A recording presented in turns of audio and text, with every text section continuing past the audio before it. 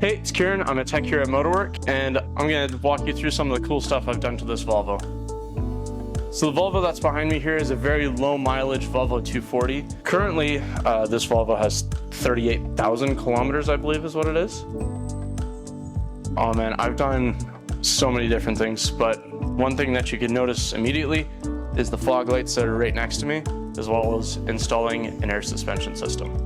So the air suspension setup that we used was from airlift suspension. The install process was very in-depth. We had to custom fabricate gearing knuckles to actually fit this suspension setup, as well as run our own lines and drill into the trunk and pray everything worked.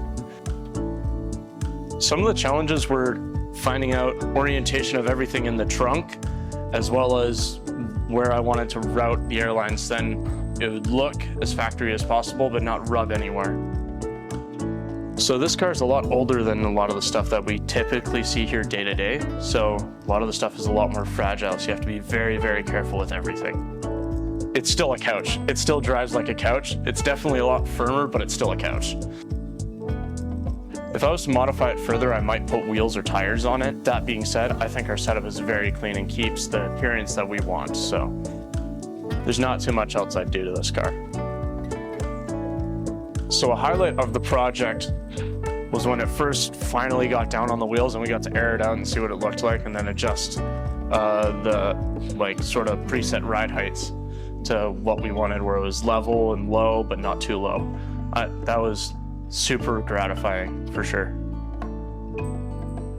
There's a lot of different parts that come into an air suspension kit, but when it comes to the compressor, the air tank, the control module, all the airlines, modifications you might have to make, like I mentioned earlier, with the steering knuckles needing to have a bracket welded on for the air struts to actually go in front.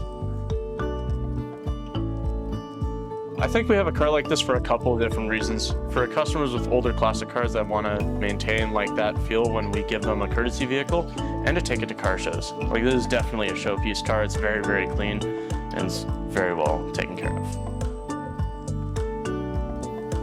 We do actually lend this car out to customers, and I think that that's incredibly cool that we can lend out a car that's been modified and have confidence that it holds up to our reliability standards.